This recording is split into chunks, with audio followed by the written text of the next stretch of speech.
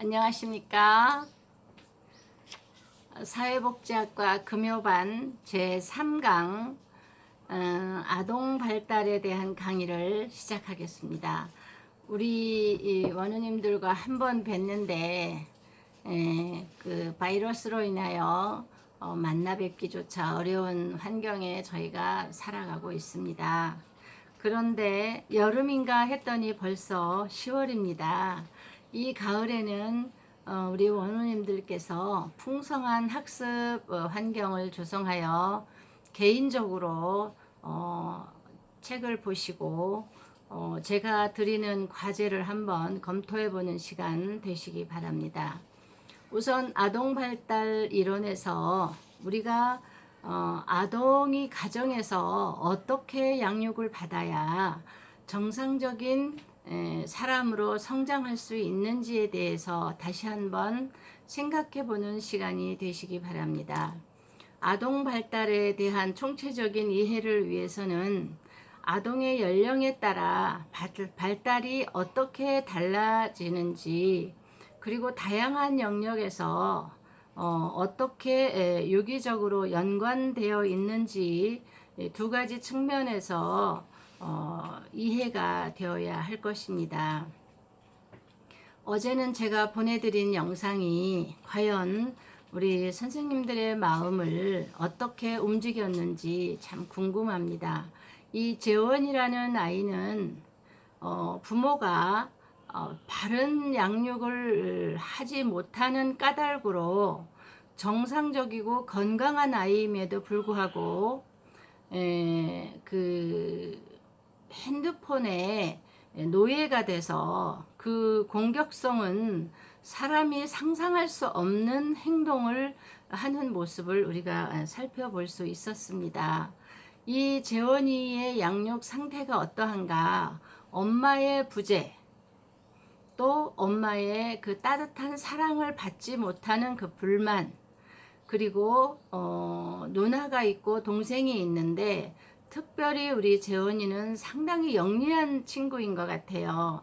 그럼에도 불구하고 그 욕구가 채워지지 않음으로 인해서 엄마를 보면 엄마에게 엄마가 통제를 못한 것 같습니다. 적절한 통제와 적절한 그 훈육과 적절한 사랑이 포함이 되어 있어야 올바른 교육을 시킬 수가 있음에도 불구하고 그 재원이 어머니는 올바른 양육의 그 준비가 되어 있지 않았어요. 생활에 너무 그 부딪히다 보니까 자녀들은 등한시하고 외부 활동을 함으로 인해 가지고 만나면 재원이는 엄마에 대한 불만, 그리고 자신이 가지고 해야 하는 그 욕구에 대한 충족이 없기 때문에 엄마와 그렇게 공격적인 행동으로 보여지는 모습을 볼 때 너무나 안타깝고, 과연 우리가 그 재원이에게만 해당이 되는 것인지 한번 생각을 해볼 필요가 있습니다.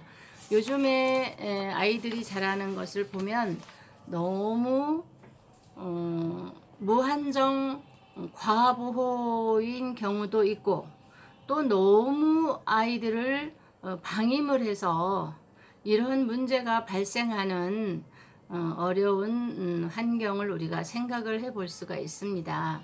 그러면 교재로 들어가서 우리 아동 발달 이론은 어떠한 이론이 있는지 한번 살펴보도록 하겠습니다.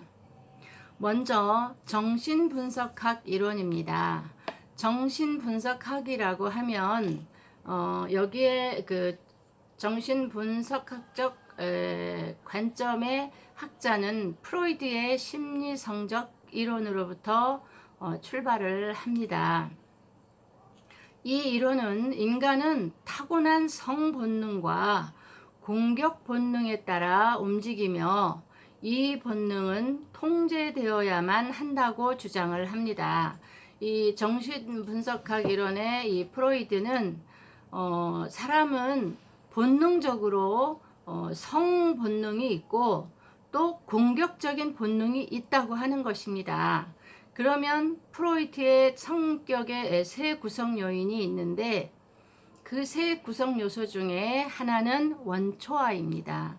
원초아는 전혀 걸러지지 아니한 그냥 동물적인 본능 그 자체를 말하는 거예요.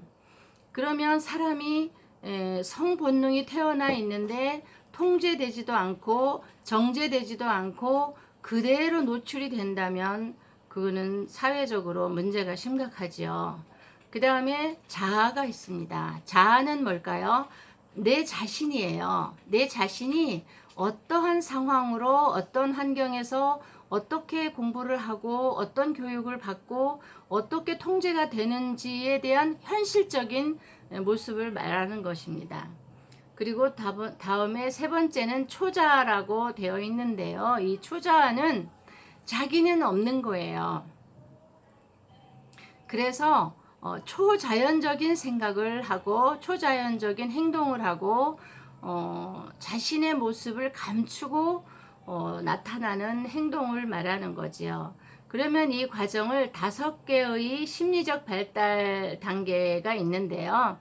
이렇게 초자아가 나타나고 통합되어 가는 과정, 그러면 원초아, 그리고 자아, 초자아가 나타나고 있는 이 과정을 5개의 심리성적 발달 단계로 구분을 합니다. 여기에서 첫 번째 구강기는 아이가 태어나면 엄마의 젖을 먹고 자라나는 그 시기죠. 그리고 학문기, 그 다음에 남근기, 잠복기, 생식기로 설명을 하고 생후 5년 동안 뚜렷한 성격 형성의 결정기를 거친다고 주장을 했습니다. 지금 정신분석학적 이론에서 말씀을 드렸는데 여기에서 우리가 가장 중요하게 생각하는 문제는 원초아, 그리고 자아, 초자아, 이 세 가지를 설명하고 있는데 우리 선생님들께서는 여기에서 팁을 하나 드리겠습니다. 우리가 중간고사를 10월 22일에 보지요. 그때 제가 예제로 프로이드의 성격 구성 요소 3가지, 원초아, 자아, 초자아에 대해서 설명을 하시는 것을 문제를 하나 예제로 드리겠습니다. 잘 설명을 해 주시면 좋겠고 준비해 주시기 바랍니다. 두 번째로 행동주의 이론입니다. 행동주의 이론에서는 인간의 모든 행동은 자극, 그리고 그 자극에 의한 반응의 연합이라고 하고 있습니다. 이 행동주의 이론에서 스키너는 영아가 지속적인 행동을 학습하여 그것을 습관으로 발달시킨다는 주장입니다. 따라서 행동주의 이론에서는 관찰 가능한 사건, 부모가 그 아이를 잘 관찰을 해서 그 사건을 계속 경험을 강조한다는 내용입니다. 이 행동주의 이론에서는 학습이 전 생애에 걸쳐 계속되고 그래서 성격이 어떤 연령에 완성되는 것이라고 보지는 않아요. 그러나 아동기 행동 문제나 장애도 다른 행동이 학습되는 것과 같이 같은 방법으로 계속 반복해서 일어나는 생각을 말하는 것입니다.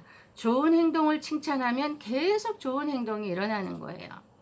뭐 칭찬은 고래도 춤을 춘다고 하는데 사람에게 대화를 할 때는 정말 선생님은 훌륭하십니다. 선생님은 매우 아름답습니다. 멋지십니다. 이렇게 인사로 하는 말일지라도 칭찬을 들으면 기분 나쁜 사람이 별로 없어요. 그래서 좋은 행동을 칭찬을 하면 계속 강화가 돼서 정말 바른 행동으로 성장할 수 있다는 가능성을 이야기하는 게 행동이론주의이고요. 그 다음에 부모가 나쁜 행동을 무시하고 행동이 일어날 나쁜 행동을 무시하면 행동이 감소하는 거라고 하지만 그러나 아동이 싸움을 잘하면 벌을 세우고 싸우는 행동을 조절하도록 하는 처벌의 개념이 행동주의에서 나온 이론이에요. 사람은 교육을 받으면서 크고 모방하면서 크고 학습하면서 크는데요. 부모나 주변인이나 지도하는 교사께서 아이에게 해야 할 것과 하지 말아야 할 것을 가르치는 게 행동주의 이론이라고 생각을 해요. 우리가 잘못한 것도 아유 그래 너 괜찮아 이렇게 하는 것은 용서라는 개념이 아니라 통제가 안 된다는 개념으로 우리가 받아들여야 됩니다. 사회 기술의 훈련과 같이 우리가 사회생활을 하면서 아이들에게 학습을 어떻게 할 수 있게 하느냐, 어떤 환경을 조성해서 어떤 행동을 할 수 있게끔 지도하느냐, 어떤 행동에 대해서 칭찬을 하느냐, 또 잘못된 것은 잘못됐다고 말을 할 수 있는 분위기를 만들어 주는 것이 올바른 행동주의 이론의 교육 방법이라고 생각을 합니다. 이 책을 통해서 우리가 오늘 인지 아동 발달 이론에서 정신 분석학 이론, 두 번째는 행동주의 이론에 대해서 공부를 했고요. 다음에 세 번째로는 피아제의 인지 발달 이론입니다. 피아제의 인지 발달 이론은 아동의 인지 발달을 적응 능력의 발달로 보고 있어요. 자, 이 과정을 동화와 조절이라는 개념으로 설명을 하려고 하는데요. 즉, 아동은 자신의 이해의 틀로 특정한 현상을 이해하고 해석하는데 때로 이러한 기준의 이해의 틀에 맞지 않는 현상에 부딪혔을 때 자신의 인식의 틀을 바꾸는 형태로 적응과 정이 이루어진다는 것입니다. 이와 같이 동화와 조절 과정을 통해 이루어지는 인지도식의 구축은 불균형 상태를 해결하고 환경에 성공적으로 적응할 수 있도록 도와준다. 그래서 피아제 인지 발달의 불변의 순서로 이루어지는 단계는 4단계로 이루어집니다. 첫 번째 감각 운동기, 두 번째는 전조작기, 그리고 구체적 조작기, 형식적 조작기로 이루어진다고 할 수 있습니다. 나머지 인지발달 이론에 기타 이론이 있는데요. 그 기타 이론에서는 동물 행동학적 이론, 그리고 생태학적 체계 이론, 적응 유연성 이론이라고 나타나고 있습니다. 그 다음에 여기에서 우리가 살펴봐야 될 것은 아동 발달 이론에 대한 쟁점이에요. 자, 우리가 발달 이론은 첫 번째로 천성으로 된 것인지 아니면 양육으로 된 것인지, 자, 이거에 대해서 우리가 주목해 봐야 될 문제가 뭐냐. 어제 영상으로 살펴본 재원이의 행동을 보면 재원이는 천성적으로 그렇게 된 아이인가, 아니면 양육 과정에서 그렇게 돌발적으로 분노를 조절하지 못하고 부모에 대한 공격이 어른보다도 더 강해요. 이 아이가 초등학교 4학년, 지금은 3학년인데요. 초등학교 4학년이 되고 5학년이 되고 6학년이 되면 얘는 살인도 감수할 수 있는 아이로 달라져요. 지금 중고등학생들이 길거리에서 할머니를 폭행을 하고 친구들에게 폭행을 해서 막 그 공격을 해가지고 죽음에 이르기까지 하는 문제 아이들의 그 실태를 보면 이 아이들이 선천적으로 그렇게 나쁜 아이들이라고는 생각하지 않아요. 그러나 양육 과정에서 가정에서 올바르게 자란 사람들이, 올바르게 자란 청소년들이 길거리에서 할머니를 때리고 지나가는 아이들을 폭행을 하고 또는 심지어는 가두고 말이죠. 고문을 하고, 그게 어디서 훈련된 그 방법인지 소름이 끼칠 정도로 교육이라고 하는 것은 무시무시한 힘을 가지고 있는 겁니다. 세 번째로 발달은 양적이고 연속적인 과정인지 아니면 질적으로 구별되는 1년 발달 단계를 거치는 비연속적인 과정인지에 대해 다양한 입장을 취하고 있습니다. 인간 발달은 전체적으로 적절하게 설명하는 단일 이론은 없지요. 그러나 다양한 이론이 각각 인간의 발달 과정을 이해하는데 상이하게 공헌하는 점이 있음을 강조하고 있습니다. 그러면 찬성대 양육, 첫 번째 아까 찬성된 것인지 아니면 양육되어진 것인지를 본다면 인간 발달이 타고난 생물학적인 힘으로는 생물학적인 힘으로 된 결과인가 아니면 양육 즉 환경으로 된 결과인가에 대한 논란은 계속되고 있습니다. 물론 발달의 상이한 측면에 따라 천성과 양육의 상태가 양육의 상대적 기여가 달라진다는 것이 최근 학자들의 일반적인 입장이기는 합니다. 따라서 양육이나 아니면 천성이냐의 논쟁보다는 이 두 가지 영향이 어떻게 상호작용하여 발달된 변화를 가져오는지에 대해 논의하는 것이 더 생산적일 것이다. 저자는 설명하고 있습니다. 두 번째, 아동은 능동 대 수동입니다. 아동은 환경을 다루고 선택하며 결정하는 능동적인 존재인가? 아니면 환경으로부터 일방적으로 영향을 받는 수동적인 존재인가? 이런 상반된 관점이 존재합니다. 아동을 수동적인 존재로만 인정을 한다면 아동 발달의 모든 책임을 주변 환경에 물어야 되고 특히 주 양육자의 책임으로 돌릴 수밖에 없을 것입니다. 그러나 실제 동일한 부모 또는 동일한 환경에서도 아이들은 다르게 성장합니다.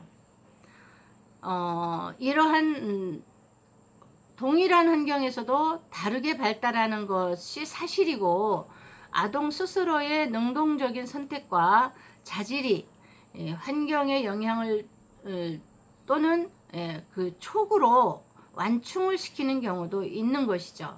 아동이 환경의 영향을 받는 것은 사실이지만 환경을 조성하는 능동적인 역할도 책임이 있는 것이라고 말할 수 있습니다.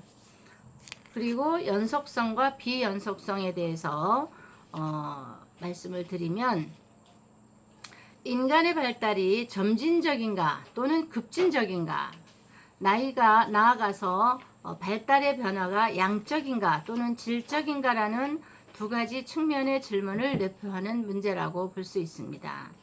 연속성 이론가들은 일반적으로 발달적 변화가 양적이라고 생각하는 반면에 비연속성 이론가들은 그 변화가 질적이며 급진적으로 이루어진다고도 보고 있습니다. 다음에 뒤로 넘어가서 아동 발달의 특성에 대해서 잠깐 살펴보도록 하겠습니다. 아동 발달의 특성에 대해서 신체 및 운동의 발달, 신체 발달 과정에서 아동의 신체적인 성장은 수정된 순간부터 일반적인 원리를 따라 예측 가능한 방식으로 이루어집니다. 성장은 머리에서 아래쪽으로 진행되고 신체의 중심부에서 바깥으로 이루어집니다. 그리고 운동 발달 과정에 보면 운동 발달도 보편적으로 순서로 이루어집니다. 수의적 운동은 머리에서 아래쪽으로 진행되는 두미 원리를 따르고 다리보다 팔을 먼저 사용할 수 있고 신체 말부보다 중심부를 그리고 소근육보다 대근육을 더 빨리 통제할 수 있다고 말하고 있습니다. 세 번째로 신체 및 운동 발달에 이상 조짐이 있어요. 최근의 연구에서는 개인에 따라 앉거나 기고 걷거나 말하는 데 필요한 신경 근육 연계 능력을 갖추는 시기가 다르기 때문에 유아들의 발육에 대해 빠르다 또는 늦다 판단이 무의미하다는 주장을 하는 경우가 많다는 겁니다. 그럼에도 불구하고 신체 및 운동 발달과 관련된 포괄적인 발육 기준은 아동의 장애를 조기에 발견하는 실마리를 제공할 수 있다는 점에서 여전히 중요하다고 합니다. 인지발달 이론에서 인지발달 과정은 아동들은 부모를 비롯한 여러 사람과 상호작용하고 다양한 대상을 경험하면서 세상을 이해하는 방법을 학습하게 됩니다. 감각운동기 아까 말씀드렸는데요. 인지발달 이론에서 감각운동기는 출생에서부터 2세 정도까지를 감각운동기라고 합니다. 유아들은 여기 유아라고 나왔는데 2세까지는 영아라고 표현을 하거든요. 감각 경험과 운동 행동을 조절하는 것을 배우고요. 물리적 대상물과 상호작용함으로써 영아는 세계에 대한 중요한 지식을 획득합니다. 태어나서 2세까지는 태어나는 순간 아이가 0세에 들어가죠. 0세, 그 다음에 다음 해에는 1세, 그 다음 해에는 2세가 되죠. 우리나라 나이로는 2세가 되면 현 4살이 됩니다. 그 다음에 전조작기는 2세에서 7살까지 정도의 전조작기 아동들은 언어와 같은 상징적 기호를 사용하고 사고 능력에서 큰 진보를 보이게 됩니다. 상징놀이를 하고 상징적 용어로 사고할 수 있지만 보존의 개념을 습득하지 못한 상태로 수나 크기, 무게의 변화에 따른 조작은 하지 못하는 단계입니다. 다음에 구체적 조작기는 7세에서 12세까지의 구체적 조작기 아동은 보존 개념을 획득하고 논리적으로 조작할 수 있으며 사물들 사이의 관계를 이해한다. 7세가 되면 이제 학교에 입학을 하게 됩니다. 초등학교에서 이제 7세에서 12세까지는 초등학생 단계를 말하는데요. 이 시기에는 분류도 할 수 있고 나열도 할 수 있어요. 그러나 추상적인 개념으로 철학적 개념에 대한 사고는 아직 미숙한 단계입니다. 다음에 형식적 조작기는 12세 이후 청소년기에 이르면서 상징적 추론이 가능하고요. 이 시기의 아동은 가설을 상정하고 체계적으로 검증할 수 있을 뿐만 아니라 가능한 해답을 논리적으로 검토할 수 있고 지능검사의 개념에 따른 인지적 능력은 10대 후반에 가장 뛰어나게 기계적인 암기나 지적과제 수행 속도 등이 엄청나게 발달을 하는 시기라고 합니다. 뒤로 잠깐 넘겨보면요. 지능의 발달에서 지능지수 IQ는 성인기에 이르면 비교적 안정적인 속성이지만 많은 경우 아동기를 거치는 동안 상당한 변화를 나타난다고 합니다. 그리고 인지발달의 이상조짐이 있는데요. 인지발달의 이상조짐은 지적인 장애가 나타날 수 있고요. 학습장애가 나타날 수 있습니다. 그리고 세 번째 또 언어 발달의 과정이 있는데요. 언어 발달 과정에서는 의사소통 기술의 발달은 어느 면으로 보나 극적인 과정으로 학습 및 인지 발달과 밀접한 관련이 있습니다. 언어에 필요한 기술로는 소리를 구별하고 말을 할 수 있는 능력, 그리고 언어에서 의미를 도출하는 능력, 메시지가 전달되는 사회적 맥락을 파악하는 능력 등이 있다고 말할 수 있습니다. 그 다음에 정서 발달이 86쪽에 정서 발달이 있습니다. 정서 발달 과정에서는 불안과 공포를 돌아보면 돌이 지난 아이들은 자신이 보지 못했던 물건, 낯선 사람 또는 상황에 대해 상당히 공포를 많이 느낍니다. 그래서 아가들은 모르는 사람이 오면 울거나 떼를 쓰거나 피하거나 이런 행동을 하게 되죠. 근데 만 2세가 되면 이제 4살이거든요. 만 2세가 되면 더욱 심해져서 낯선 소리에 대한 공포가 심하고 어두운 곳을 무서워하게 되고 또 만 3세가 되면 우리나라 나이로 5살이에요. 5살이 되면 시각적인 것에 더 공포를 느껴서 무서운 얼굴의 아저씨 그럼 너무너무 싫어하죠. 무서워하고 그 다음에 커다란 짐승을 봐도 무서워하는 경우가 있고요. 그러다가 만 5세가 되면 이제 만 5세는 이제 7살이거든요. 이제 7살이 되면 더 이상 이제 경험을 많이 했기 때문에 더 이상 겁을 내지 않고 공포가 없어지는 듯 하다가 상상력이 발달하는 6세가 되면 다시 많아지는 양상을 보인다고 합니다. 만 6세가 되면 이제 초등학교 1학년이에요. 이 시기의 아동은 상상 속의 대상, 즉 도깨비, 유령, 그리고 괴물 등에 대해서 무서워하는 경향이 있다고 합니다. 다음에 분노에서 이야기를 좀 해보겠습니다. 분노의 표출은 폭발 행동, 떼쓰기, 또 침묵, 고집부리기. 지금 이제 그 재원이의 상황을 보면 분노의 표출을 한 행동이라고 볼 수 있습니다. 그 폭발 행동은 식사하다가도 테이블을 다 엎어요. 두려워하지 않습니다. 아주 무지무지한 행동을 공격적으로 하는 걸 볼 수가 있고, 그리고 말을 하지 않고 떼를 쓰고 고집을 부리고 말을 안 듣습니다. 이게 분노의 표출의 그 모습이고요. 그리고 나중에 재원이가 엄마랑 그 조개 줍는 그 갯벌에 여행을 간 것을 볼 수가 있는데요. 비로소 엄마랑 웃는 모습이 나타납니다. 자, 그러면 재원이는 그동안 마음속에 뭐가 있었을까요?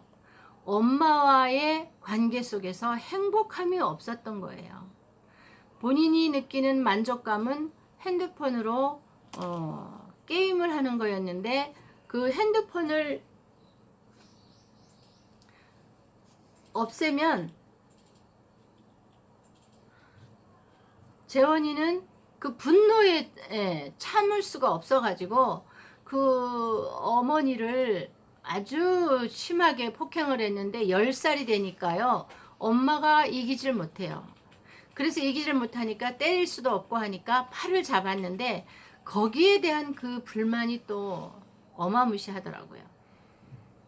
그런데 엄마의 다리를 그 비추는 걸 봤는데 시퍼렇게 멍이 들어 있어요. 그거는 인간이라고 할 수가 없는 거죠. 그런데 갯벌에 엄마랑 차를 타고 여행을 가고 형제들하고 가서 조개를 줍고 이렇게 하는데, 그 얼굴에 그 환한 그 행복한 얼굴의 모습을 볼 때 그 오는 감동은 그 아이가 그동안 얼마나 힘들었을까. 상당히 영리한 친구인데 그것을 어떻게 해결을 해주지 못하니까 그런 분노로 나타났고, 또 부모님하고 어머니하고 형제들하고 여행을 가서 맛있는 것을 먹고 고기를 구워 먹고 그 여행을 하는 도중에 그 기쁜 모습 얼굴에서 나타나는 걸 볼 때 분노와 기쁨은 그런 차이가 있다. 또 여러 가지 뒤에 가면 정서적인 발달이라든가 기질이라든가 이런 내용들이 있는데요. 이런 거는 좀 살펴봐 주시기 바라고요. 제가 그 과제를 하나 드리겠습니다. 과제는 연구 문제 95쪽에 보시면